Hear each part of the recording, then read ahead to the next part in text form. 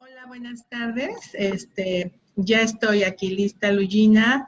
Bueno, primero quiero agradecer a ustedes la confianza que han depositado en mí para ser parte de los pioneros de esta cápsula, que la realidad, pues es una cápsula que tiene las características que requerimos para el diagnóstico de la patología de intestino delgado. Bueno, muchas gracias a todos los que se están conectando, porque sé que los tiempos en horarios de trabajo, pero gracias por compartir conmigo esta charla. Y voy a empezar a hablar un poquito del papel de la cápsula endoscópica en hemorragia del intestino delgado. Es muy importante y sabemos que la hemorragia de intestino delgado es una patología poco común que se presenta en el 5 a 10% de todos los pacientes con hemorragia gastrointestinal y que anteriormente era conocida como la hemorragia de origen oscuro. El cambio se realizó por el advenimiento de nuevos métodos diagnósticos, por lo que el término de hemorragia de origen oscuro actualmente se reserva para esa hemorragia recurrente o persistente de origen desconocido después de una evaluación diagnóstica inicial negativa. Y que vemos que este grupo de pacientes más o menos oscila entre el 25%.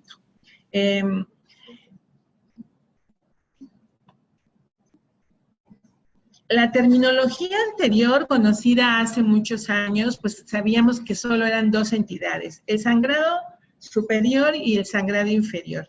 Es a partir de la publicación del doctor Ulrich Hell, que fue en el Gastroenterology 2007, donde se le da una nueva reclasificación a la hemorragia y queda clasificada como hemorragia digestiva alta, aquella hemorragia cuya lesión causal se localiza proximal al ángulo de Trace. Hemorragia de intestino medio, que es la nueva entidad que se comienza a reconocer desde el 2007, es aquel sangrado que se va a presentar desde el ángulo de Trace hasta la válvula ileocecal. Y la hemorragia digestiva baja es la que está confinada exclusivamente al colon, que es la terminología actual que a partir del 2007 venimos manejando. Se ha definido a la hemorragia del intestino delgado o hemorragia del intestino medio, es el término también que la Asociación Americana de Gastroenterología en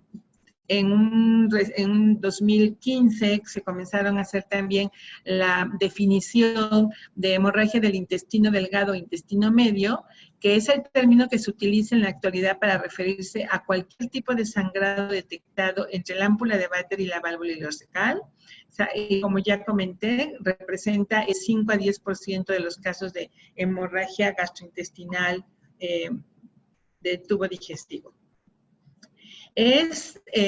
Las directrices en el que se publicaron en el 2015 por el Colegio Americano de Gastroenterología es que los pacientes también previamente clasificados como sangrado gastrointestinal oscuro, quedó aquel sangrado que no se identificaba el foco de cualquier parte del tracto digestivo.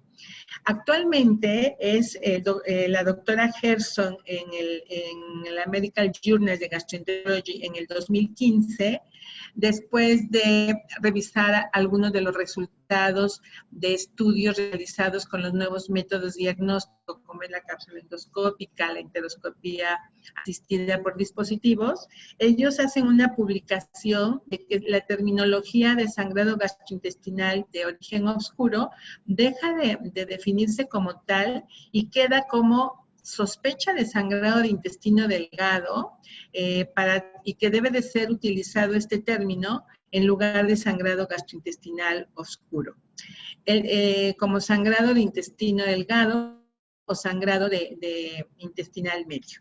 El sangrado del intestino delgado debe ser considerado actualmente después de endoscopía y colonoscopía negativa. Tenemos ya que comenzar a pensar en una sospecha de un sangrado de intestino delgado o intestino medio. Ambos términos están permitidos. Y con esto también podemos ver que la hemorragia gastrointestinal recurrente o persistente de una fuente no identificada después de la endoscopía gastrointestinal bidireccional, se puede subdividir en hemorragia de intestino delgado o hemorragia de intestino medio evidente, cuando su presentación es con hematoquexia o melena, y la hemorragia del intestino delgado oculta cuando se presenta por recurrencia de la anemia por deficiencia de hierro o sangre oculta en heces positiva. Y vuelvo a repetir, entonces el término de hemorragia de origen oscuro se reserva para esa hemorragia recurrente o persistente de origen desconocido, pero después de una evaluación diagnóstica inicial negativa. Y esto se refiere a endoscopía superior, colonoscopía y algún estudio ya de cápsula endoscópica o enteroscopía asistida por dispositivos negativos. Es el término ya que queda acotado para hemorragia de origen oscuro. ¿Cuáles son los métodos diagnósticos radiológicos que los teníamos en uso desde hace algún tiempo? Y bueno, pues los métodos diagnósticos que teníamos hace algún tiempo para revisar el intestino delgado, el tránsito intestinal con enteroclisis, era la angioTAC, la arteriografía mesentérica, y eran gammagrafía con eritrocitos marcados, que fueron métodos que fueron quedando un poquito reemplazados con los métodos actuales de diagnóstico. Y ahora, bueno, el advenimiento de estos dos nuevos métodos diagnósticos, como es la cápsula endoscópica, la enteroscopía asistida por dispositivos, vienen a revolucionar el diagnóstico de la patología del intestino delgado. Y bueno, no tenemos que perder de vista que también contamos con la enterografía por resonancia magnética, contamos también con la enterografía por tomografía computada, y ahorita más adelante en la charla vamos a ver cuáles serían y en qué momento serían de indicación de estos procedimientos. La enteroscopía de pulsión intraoperatoria, bueno, fue un método que actualmente vino a ser reemplazado por la enteroscopía asistida por dispositivos. Entonces, con este nuevo advenimiento de métodos diagnósticos, es muy importante decir que los estudios varitados en la evaluación del intestino medio no deben de indicarse. La enterografía por tomografía computarizada debe realizar en aquellos pacientes con sospecha de hemorragia de intestino medio con cápsula negativa, porque tiene una alta sensibilidad para la detección de masas intramurales, localizar el sitio de los tumores, guiando también a la enteroscopía profunda. La enteroresonancia se puede considerar antes de la cápsula endoscópica si tenemos la sospecha de enfermedad inflamatoria intestinal para descartar algún área de estenosis, o en la enteropatía por radiación antes de una cirugía del intestino delgado, o la sospecha, como comentaba, de estenosis de primera línea, ya que vemos que el papel diagnóstico de la enteroresonancia en estas indicaciones también tiene una gran sensibilidad diagnóstica. Por lo tanto, parte de la charla, con estos nuevos advenimientos de cápsula endoscópica, enteroscopía asistida por dispositivos que tienen un rendimiento diagnóstico comparable, que no son procedimientos competitivos, sino que son procedimientos complementarios, vamos a revisar un poquito cuál es en este momento en la hemorragia el papel de la cápsula endoscópica. Tenemos que existen varios tipos de cápsula endoscópica en el mercado, pues método no invasivo, con una visualización hasta el 90% de todo el intestino delgado, con una capacidad diagnóstica reportada entre el 38 y 83%. Los tipos de cápsula existentes en el mercado y que actualmente contamos con ellos en México es la PICAM, la cápsula de Olympus, Mirocan y recientemente la cápsula de Omon, que como comentaba Luigina, tiene 2 años ya en el mercado y que bueno, nosotros tenemos recientemente que estamos trabajando con ella. Existe la Capsocan, es una cápsula también para explorar el intestino delgado, no contamos con ella en México. La Capsocan es una cápsula que para poder leerla tenemos que recuperarla, pero bueno, en el momento está disponible en Europa, pero no en nuestro país. Con todas estas informaciones, vemos que la cápsula es una alternativa útil en el diagnóstico de la hemorragia del intestino delgado. El mejor candidato es la hemorragia de intestino delgado activa, ya que vamos a cortar el tiempo necesario para llegar al diagnóstico y nos va a permitir instaurar precozmente el tratamiento definitivo de estos pacientes, ya que nos valora en un 79-90% todo el segmento del intestino delgado, con un rendimiento que ya comentaba hasta el 83%, un valor predictivo positivo del 97% y predictivo negativo de 83 a 100%. Para pacientes hemodinámicamente estables con hemorragia evidente, con estudios endoscópicos negativos, se recomienda a la cápsula endoscópica como el primer estudio de imagen diagnóstico, y esto ya está totalmente aceptado, que es uno de los primeros estudios a los que tenemos que contar, ¿sí? ¿Cuáles son las causas de hemorragia del intestino medio? Pues tenemos que los podemos clasificar a la patología de acuerdo a la edad de los pacientes: menores de 40 años, enfermedad inflamatoria intestinal, lesión de Delafroix, neoplasias, divertículo de Meckel, síndromes polipósicos. Los mayores de 40 años, angiectasias, lesión de Delafroix, neoplasia y úlceras o enteropatía por Aines. Causas poco comunes: la púrpura de Henoch, la hipertensión portal, amiloidosis, pseudojantomas, síndrome del nevo azul, Olser-Weber-Rendu, sarcoma de Kaposi, Plummer-Vinson, síndromes polipósicos, hematobilia y fístulas aortoentéricas. Con toda esta información de cuál es la patología, en la hemorragia de intestino medio oculta, ante la sospecha de hemorragia superior, ¿debemos repetir la endoscopía o vamos inmediatamente a hacer cápsula endoscópica? Esto es muy importante definirlo, porque no tenemos que olvidar que los rangos de falla de la endoscopía superior y la colonoscopía, vemos que en esta publicación de 2015, varios autores informaron cuáles son los rangos de falla, y vemos que los rangos de falla son mínimos. Con la endoscopía y la colonoscopía podemos identificar las causas de hemorragia. Por lo tanto, esto nos abre una pauta a que si debemos o no repetir un second look de exámenes endoscópicos superiores. En el caso de la endoscopía superior de segunda revisión, vemos que tiene rendimientos diagnósticos hasta de un 25 al 60%. Volver a hacer endoscopía superior, individualizar al paciente, creo que es válido. En la colonoscopía, debemos repetir colonoscopía, hay que individualizar y hay que tener presente que si la calidad de la preparación en el estudio previo fue subóptimo o no es de buena calidad, o si tenemos la sospecha de que no observamos alguna lesión, creo que también debe aportarse la opción de un second look, tanto de endoscopía superior como de colonoscopía. ¿Qué nos dicen las guías clínicas de las diferentes asociaciones?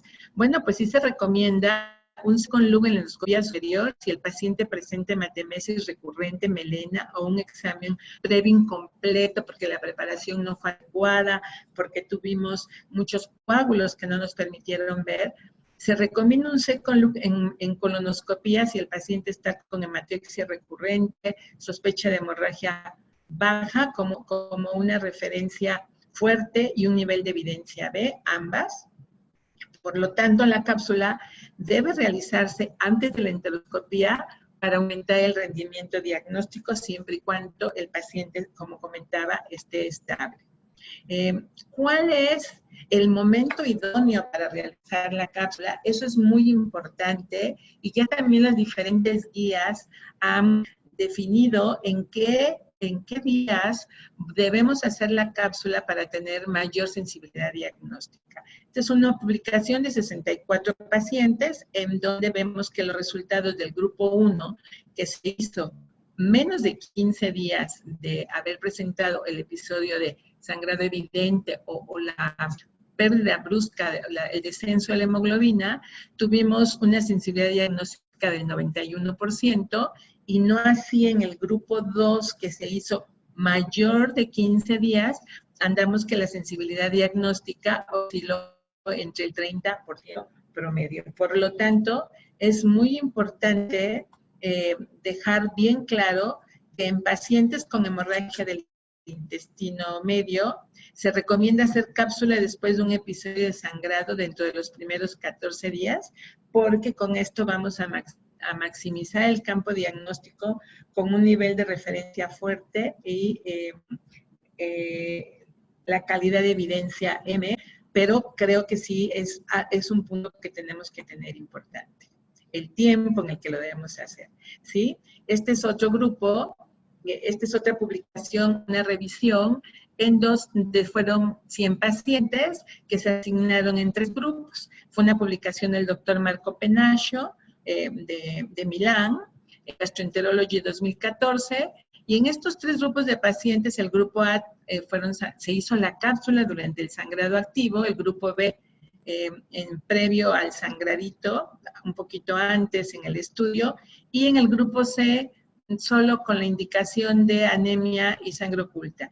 Vemos que los que se les hizo la cápsula endoscópica durante el episodio de sangrado activo o muy pegado al episodio de sangrado activo, tuvimos una sensibilidad diagnóstica del 86.9%, pues esto nos está reforzando entonces el tiempo en el que debemos indicar a la cápsula endoscópica.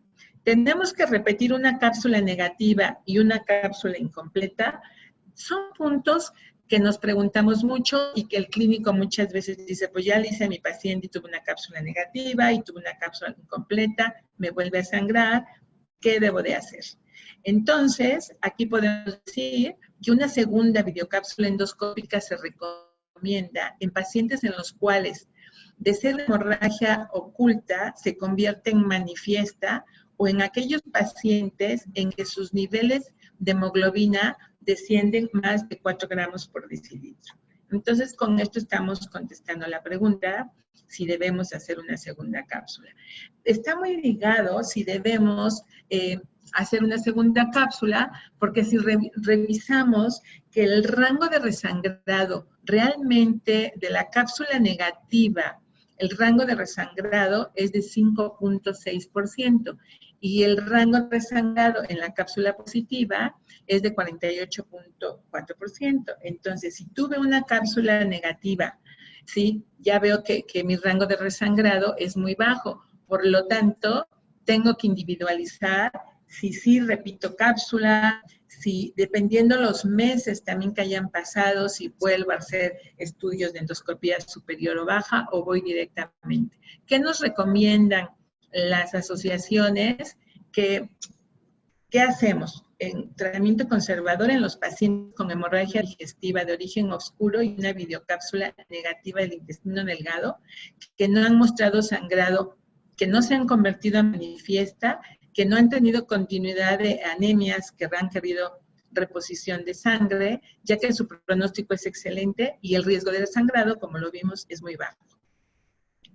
La ESCA recomienda una mayor investigación mediante la repetición de videocápsula endoscópica o la enteroscopía de dispositivos asistidos, o también podemos pensar en una tomografía, enteroTAC, enteroclisis para los pacientes con hemorragia digestiva o videocápsula endoscópica negativa, con un grado de recomendación fuerte y un nivel de evidencia M. ¿Qué hay de las diferentes publicaciones, de las diferentes asociaciones americana, europea? Bueno, todos han concluido en que ya existen los algoritmos de manejo de qué vamos a hacer en una hemorragia de origen oscuro evidente, si el sangrado está activo, pero el sangrado activo, pues tenemos que o pensar en un second loop, repetir, como ya lo comenté. Si el second loop es negativo, pues tenemos que ir a indicación de cápsula endoscópica. La Asociación Mexicana de Endoscopía, recientemente, cuando estuve bajo la presidencia, hicimos algunas guías. Estos algoritmos están totalmente publicados en nuestras guías de hemorragia de intestino medio, están en la página de la asociación y también estuvieron regalándose los folletos de guías en donde sacamos un algoritmo como grupo de Asociación Mexicana de Endoscopía basado en las revisiones de publicaciones y en las revisiones de estos algoritmos. El otro algoritmo que tenemos es que es bien importante, como ya pensamos, primero definir ya, acostumbrarnos a definir ya a la hemorragia gastrointestinal, sospecha de hemorragia gastrointestinal, intestino delgado, con los criterios que ya sabemos, y en base a eso, si es oculta, si es abierta, cómo se van indicando lo que yo ya comenté de los estudios. Estos algoritmos, les digo, están disponibles. No quisiera aburrirlos haciendo más revisión, pero bueno, en este último que está aquí ya bien esquematizado, ante la sospecha de hemorragia gastrointestinal oscura, volvemos a posicionar al célula endoscópico. Si es oculta, pues, abierta, cápsula endoscópica. Si el paciente está compensado, si el sangrado es masivo, podemos ir a angiografía. Si la angiografía es negativa, podemos ir a estabilización y cápsula endoscópica. Si la cápsula endoscópica es negativa, pues necesitamos fuertemente individualizar a ese paciente, observación, tratamiento médico. Si la cápsula fue positiva, específicamente nos vamos a definir un tratamiento en enteroscopía asistida de dispositivos para poder hacer un tratamiento terapéutico como es angiografía, más embalización, o si el paciente requiere algún manejo de la laparoscopía, ¿sí? Entonces, digo, estos algoritmos están ya disponibles para que los podamos estar checando. ¿Cuáles son las contraindicaciones de la cápsula endoscópica? Bueno, las contraindicaciones son pacientes con sospecha de obstrucción, estenosis basados en la clínica o en algún estudio de imagen previo, pacientes con alteraciones en la deglución, y el embarazo se considera actualmente una contraindicación relativa, no absoluta. ¿Quiénes van a ser los pacientes con alto riesgo de retención? Es muy importante la historia clínica de los pacientes que vamos a hacer antes de darla, el uso crónico de antiinflamatorios no esteroideos, la enfermedad de Crohn extensa, antecedentes de radiaciones abdominales, cirugía abdominal o antecedente de resección del intestino medio. La frecuencia de retención en voluntarios sanos vemos que es muy baja ante la sospecha de enfermedad de Crohn, 1%, pero cuando ya se tiene la enfermedad de Crohn establecida, vemos que el rango de retención aumenta un 5%, en la hemorragia de origen oscuro 1.5%, y en la sospecha de obstrucción no debemos hacerla porque sí podemos aumentar hasta rangos del 21%. En un consenso que se llevó a cabo en la primera reunión de consenso en controversias, el doctor Fernández Urien, que es uno de los profesores y que tiene los cursos de cápsula más importantes en Pamplona, ellos definieron como complicación aquel fenómeno que sobreviene en el curso de una exploración con cápsula endoscópico, distinto de los habituales, y esta como consecuencia de diversas circunstancias adversas, que es lo que ya estaba yo comentando. Y aquí definieron que la retención de cápsula endoscópica es aquella que permanece en el interior del intestino delgado durante más de 15 días o menos, si requiere acción alguna para su extracción. Y se definió la broncoaspiración, aquella que accidentalmente entra en la vía aérea, sea expulsada o no, posteriormente de forma espontánea. En aquella complicación más amplia descrita, que realmente son algunos casos pocos casos esporádicos, que es la perforación o la obstrucción intestinal y perforación, son muy infrecuentes y su incidencia global no supera al 1%. Entonces, con esto ya vemos que la aspiración, aquí tenemos un video de un paciente que hoy no está reproduciendo. Sí. A ver. Sí, está reproduciendo. Tenemos un caso de un paciente que deglutió la cápsula. Vemos en las imágenes fijas del lado derecho que tenemos aquí la carina, los bronquios, izquierdo-derecho. En la imagen superior vemos que toda la tráquea, todos los anillos traqueales. El paciente no tuvo ninguna sintomatología, solo tosió, expulsó la cápsula y la volvió a tragar. Entonces, pues decía, puede ser algo que no da síntomas clínicos, pero bueno, existe. Los riesgos de retención de la cápsula, comentaba en la diapositiva previa, vemos que la retención oscila en rangos muy bajos, desde el 5 hasta el 2.1%, y ya vimos en dónde existen más riesgos de retención que no. Existe actualmente algunos métodos de diagnóstico con cápsula que nos va a hablar de permeabilidad, que bueno, puede ser una opción para estos pacientes, una cápsula de permeabilidad que nos pueda decir si el paciente es candidato o no a llevar a una cápsula de estudio de intestino delgado. Este es otro video de retención de cápsula endoscópica en un paciente que aparentemente no tenía clínica de estenosis, y vean, la cápsula dormida. Posteriormente, el paciente tuvo la expulsión de la misma porque era un portador de una enteropatía por Aines que logró la cápsula franquear esto.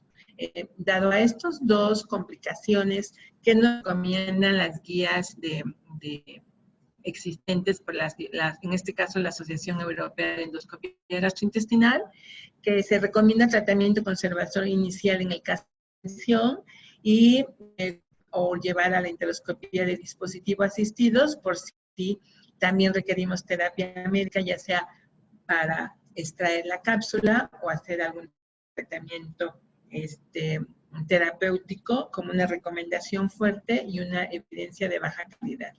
Las complicaciones, podríamos también manejar un poquito el uso de algún tratamiento médico cuando la cápsula queda retenida, como el uso de agentes procinéticos, unos purgantes, en el caso de enteropatías, con algunos manejos de esteroides, cuando se tiene enfermedad inflamatoria intestinal, indicación de biológicos, endoscópicos, que ya decía, la extracción con enteroscopía asistida, o quirúrgicos que realmente lo publicado que requieran un manejo quirúrgico por compresión de cápsula, están entre el 1.5% aproximadamente.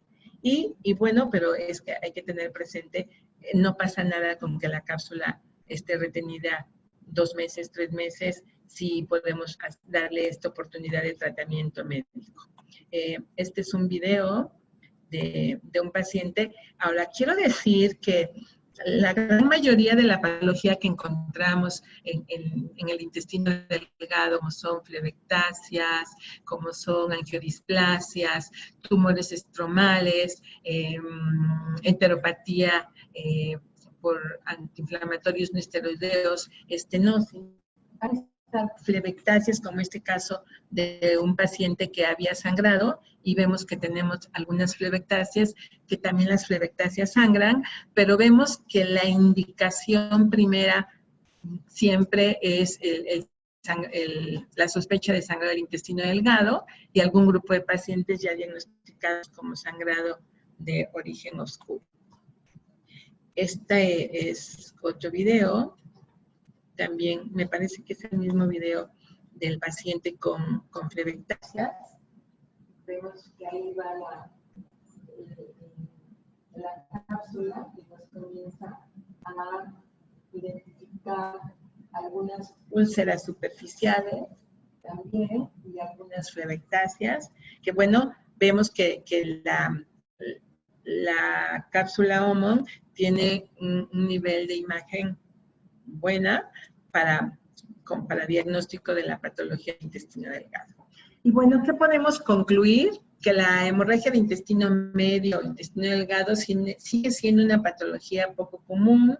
Un porcentaje significativo de pacientes con sospecha de intestino delgado medio se detectan lesiones al realizar un second look, que el resto de los pacientes probablemente demostrará evidencia en la cápsula endoscópica, en la enteroscopía, en la enteroTAC, en la enteroresonancia, pero dada la eficacia de estos nuevos métodos diagnósticos, la clasificación previa de hemorragia de origen oscuro solo debe ser reservada en pacientes en los que se realizó un protocolo de estudio adecuado y no se encontró el sitio de la hemorragia. Es lo que podríamos estar puntualizando y pues agradezco a todos su participación y quisiera preguntar si no tienen algunas dudas, algunos comentarios, pues agradecería que podamos charlar un momentito. Muchas gracias. Doctora, muchísimas gracias. De hecho, desde ya tenemos una pregunta del doctor Nahar que nos pide si hay alguna preparación especial para el grupo de sangrado activo. ¿Alguna, perdón? ¿Alguna preparación especial? En el paciente con sangrado activo, sí podemos, hay algunas publicaciones, sobre todo los europeos, de la escuela europea, ellos dicen que para el estudio del intestino delgado no preparan, ¿sí? Nosotros, en nuestra experiencia en estos años, tratamos ya de algunas ocasiones de dar la cápsula endoscópica sin preparación. No nos ha ido muy bien en cuanto a la imagen. Entonces, en un sangrado activo que el paciente no está chocado, sí damos previamente, ahora podemos dar unos 2 litros de polietilenglicol previo al estudio de cápsula. Cuando va a tomar, en el vasito de agua le ponemos un poquito de simeticona para que nos evite las burbujas. Y si el paciente es mayor de 80 años, que no se movilice, damos una carga de 20 miligramos de domperidona para ayudarnos, pero nosotros sí preparamos con una carga por lo menos de 2 litros de polietilenglicol exclusivamente para intestino delgado. Muy bien, muchísimas gracias. He abierto la pantalla del chat para que escriban por ahí cualquier pregunta, cualquier duda que tengan para podérsela facilitar a la doctora. También los que gusten podemos activar cada quien su micrófono si prefiere hacerlo por la vía verbal. Y bueno, y esperamos que aprovechemos estos últimos minutitos con la doctora para poder pues no quedarnos con ninguna duda, que es súper importante para nosotros en este programa de difusión de la cápsula endoscópica. Entonces, pues, estoy aquí atenta a la pantallita del chat para ver si tenemos alguna otra pregunta que transmitirle.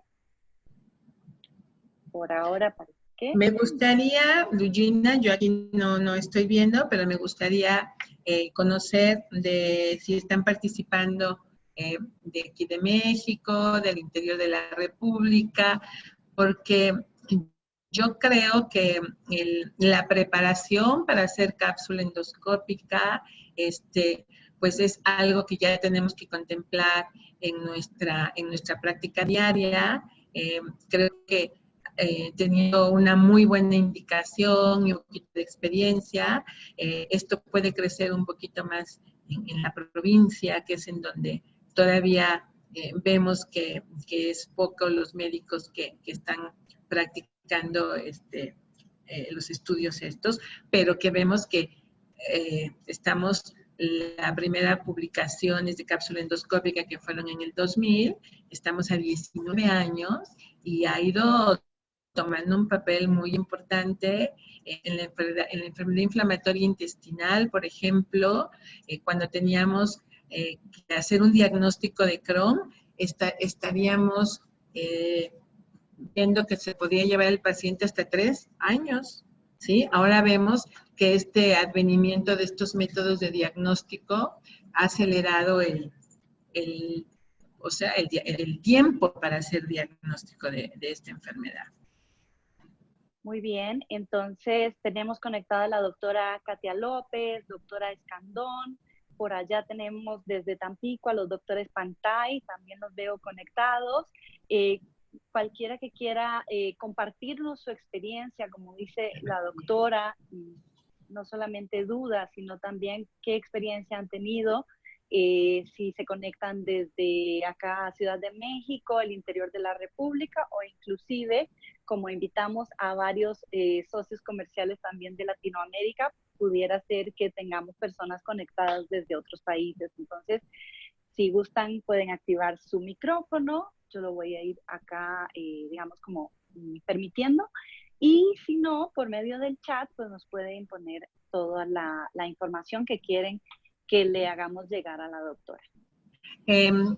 Doctora Pantay, muchas gracias por estar conectada. La doctora Pantay y el doctor Pantay, bueno, son gentes con mucha experiencia en el estudio del intestino delgado. La doctora Pantay también lleva mucho tiempo haciendo cápsula y bueno, es importante escuchar algún comentario, recibir algún comentario de ellos, porque en estos webinars no es que los que demos la charla no aprendamos. Yo creo que parte de los webinars es compartir con todos ustedes la experiencia de los que están haciendo cápsula, y yo creo que a ya más de 10 años haciendo cápsula, ya nos tendríamos que poner a charlar sobre los tips, los trucos, qué hacer, las preparamos, no preparamos, hay muchísimas publicaciones de preparación, habrá quienes digan, no, yo a pesar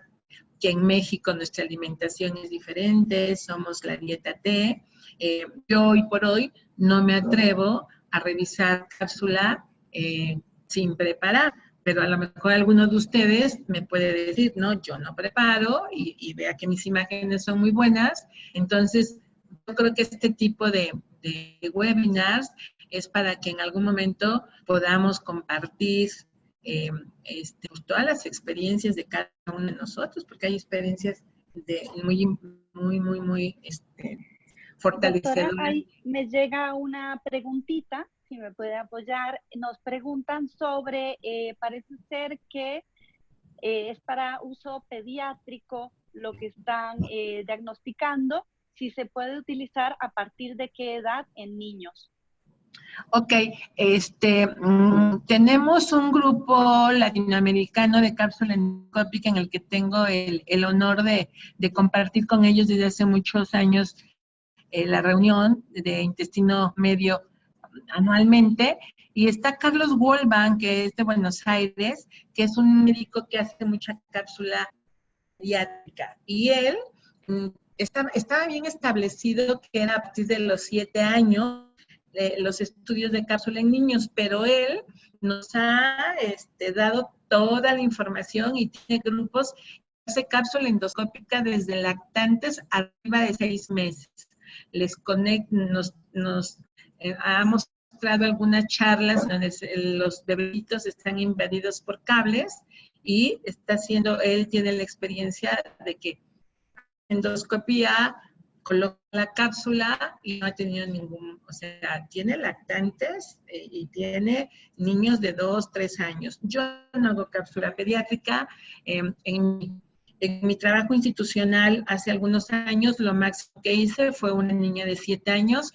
Pensé que la iba a introducir y para mi sorpresa, la niña declutó la cápsula sin ningún problema.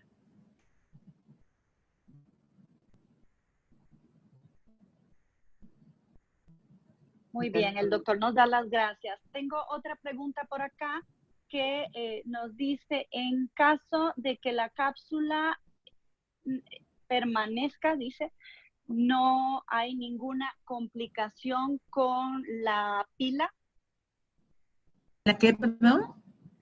con la pila, entiendo, más bien, si la cápsula no sale del cuerpo, si hubiera alguna posibilidad de que la pila de la cápsula ocasione algún daño interno. No, tanto las cápsulas, yo me di a la tarea de platicar con algunas, así que no distribuidores, sino con las empresas que hacen las cápsulas, y revisé algunas publicaciones hace muchos que comenzaron sobre los componentes de la cápsula. Son totalmente compatibles y no ha habido durante estos años de la cápsula ninguna publicación que hable de algún daño por los componentes. Son totalmente compatibles al organismo y sin problema.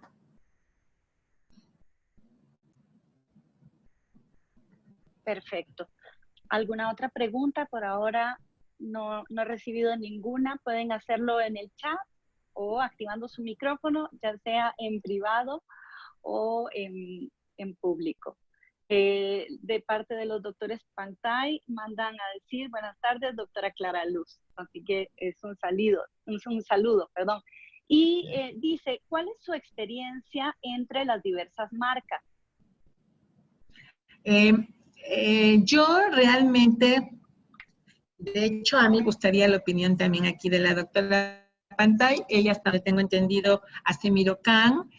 Yo me entrené desde que yo mi entrenamiento con cápsula lo hice con Juan Manuel Herrerías en Sevilla, y comenzó a usar por muchos años cápsula de Medtronic y no tuve la oportunidad de usar Mirocan. Hay un grupo seca, hay un grupo fuerte.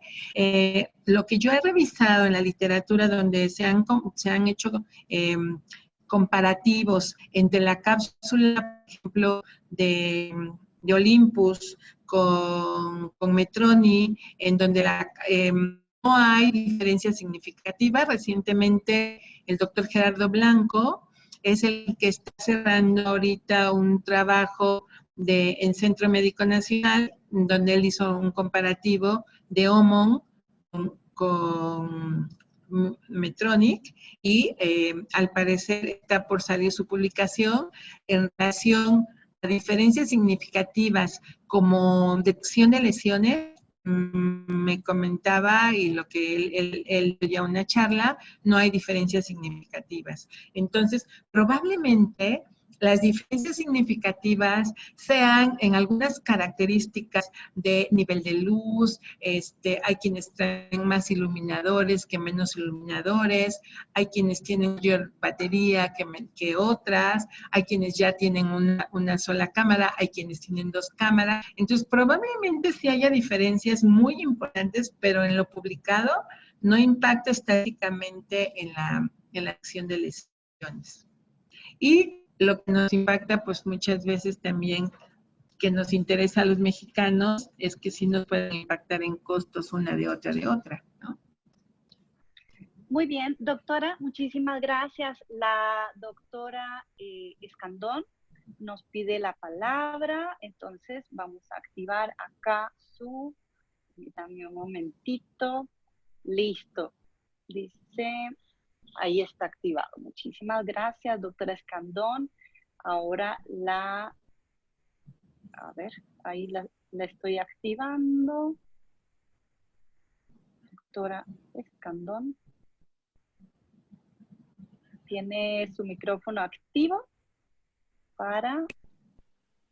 Ay, ¿cómo no? Bueno, okay. Bueno. Ahí la escuchamos. Adelante. Ahí la escuchamos, doctora. Hola, doctora. Pues felicidades. Muchas gracias por la experiencia que nos comparte. Nosotros estamos acá en Tultitlán también haciendo cápsula de Omon. Nos ha ido muy bien. Protocolizamos pacientes, poniendo colonos negativos, hacemos revisión. Nuevamente, como usted lo acaba de comentar, porque hay lesiones que pueden pasar inadvertidas. Y después, ya que el paciente está preparado, aprovechamos la hospitalización, y a veces de una vez hacemos cápsula. Aunque qué bueno, doctora. ¿Perdón? Qué bueno, porque yo comentaba, estamos ante una nueva, el intestino delgado, muchas evidencias de que ya lo podemos revisar, de que decíamos, en México no existe mucho Crohn, no existe mucho enfermedad inflamatoria intestinal, pero vemos ahora que con estos advenimientos, lo que yo comentaba hace rato, te felicito, es muy importante que hagamos cápsula y que nos sumemos, doctora. Yo te invito que compartamos dudas, experiencias y que vayamos reforzando a este grupo de estudio del intestino delgado, ¿verdad? Gracias, doctora. Es un gusto, doctora Escandón. Realmente el trabajo que usted está haciendo allá en Tultitlán, pues merece mucho la pena difundir. Voy a ponerme en contacto con usted porque está trabajando también la doctora con el sistema de balones SMART, que son los catéteres estos que pasan por el canal de trabajo del endoscopio para hacer una extensión en la profundidad de los estudios, ¿no? Como convertir un colonoscopio prácticamente en un enteroscopio. En un enteroscopio. Entonces, sí. doctora, ya estamos muchísimas trabajando gracias. en eso también. Correcto. Ah, qué bueno, Vamos doctora, fíjate.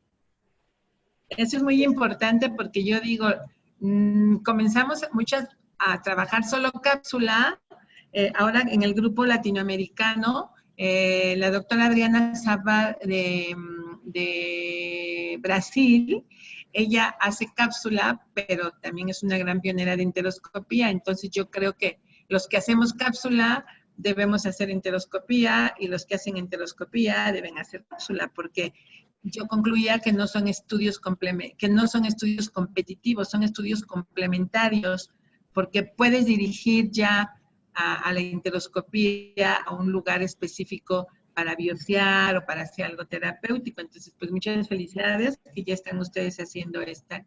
Ahí sí nos vamos a servir a que pues, su experiencia luego la compartan con los que no hemos todavía ese nuevo equipo, ¿no? Gracias. Excelente. Pues para los que se acaban de conectar, estamos ahorita en la sesión de preguntas y respuestas, aprovechando este ratito con una verdadera experta en el país en cápsula endoscópica. Entonces, no se queden con la pregunta, no se queden sin participar, sin comentarnos también un poco acerca de su experiencia con cápsula, o de repente si están como animados a utilizarla y todavía no se han animado, bueno, pues es el momento para hablar con la doctora, sacar cualquier duda. Y pues momentos como este, doctora, no se dan todos los días, tener a la experta pues donde estemos, ¿no? Desde el consultorio, desde inclusive, no sé, el lugar de estudio, de trabajo, etcétera. Y la verdad que apreciamos muchísimo esto. Quedo aquí, estoy viendo atenta por si alguien tiene más preguntas, pero de todas maneras voy aprovechando para darle las gracias reiteradas. Hace un momento estuvo con nosotros acá en el San Angelín Brian Liu, nuestro representante de ventas de Latinoamérica de OMOM, y él viene, no me dejará mentir la doctora, viene a menudo a visitarnos acá en México, porque bueno, nos convertimos de repente en un mercado muy interesante para ellos, gracias a la confianza que hemos tenido de muchos doctores y gracias también a todo este estudio que usted mencionaba con el doctor Blanco y cómo México se posiciona ahora como líder en Latinoamérica. No solamente llama la atención allá en China, sino realmente estamos haciendo un trabajo que es referente para el resto de Latinoamérica. En más o menos un mes más, la doctora Clara Luz Martínez va a estar viajando a Buenos Aires para compartir su experiencia y sus conocimientos y apoyar a las personas que utilizan OMOM allá, que están empezando a utilizar OMOM allá en Argentina. Así que bueno, es un momento con la experta, no se queden sin hacer sus preguntas y caso contrario, pues vamos a reiterarles a todos las gracias por habernos acompañado. Realmente sabemos que sacar estos minutos para recibir esta clase es muy difícil para muchos. Afortunadamente con la tecnología podemos compartir, podemos invitar más y más gente. Por favor, síganos en el Facebook de Holt Medical Gastroendoscopía, y ahí pueden ver los anuncios, avisos de diferentes eventos que hacemos en línea y también presenciales, además de cuándo vamos a estar haciéndolo en alguna de sus ciudades. Aprovecho para adelantar que en San Luis Potosí vamos a tener un curso de cápsula endoscópica, probablemente se vayan a enterar en los próximos meses, todavía falta un poquito, va a ser el 30 de agosto, pero desde ya estamos trabajando en la organización y en todo para que esto salga muy bien y llevar los conocimientos por allá. Apenas la doctora Pantay en Tampico nos habilite, también queremos hacer algo por allá, por su ciudad. Así aprovechamos para conocerla. Así que bueno, muy bien. No tengo ninguna otra pregunta, doctora. Muchísimas gracias. Yo lo que primero, Lugina, te agradezco mucho y qué bueno que ustedes como empresa estén trabajando mucho en estos eventos académicos para irnos conociendo. Ojalá todos nos puedan reunir de toda la República en la Semana Nacional de Endoscopía, que nos podamos conocer para que platiquemos nuestras experiencias, cómo nos está yendo a todos con esta nueva cápsula. Y creo que eso es de mucho crecimiento. Y bueno, gracias a ti por invitarme. Y pues lo mismo, espero participar con la pantalla, algún webinar que maneje ella, con la doctora, perdón, que acabo de hablar con ella, de Tultitlán, ¿sí? También haga su webinar. La doctora Escandón. La doctora Escandón, que ojalá también haga su webinar. Y bueno, no es más que sumarnos y hacer un gran grupo de trabajo. Gracias y les deseo a todos muy bonita tarde.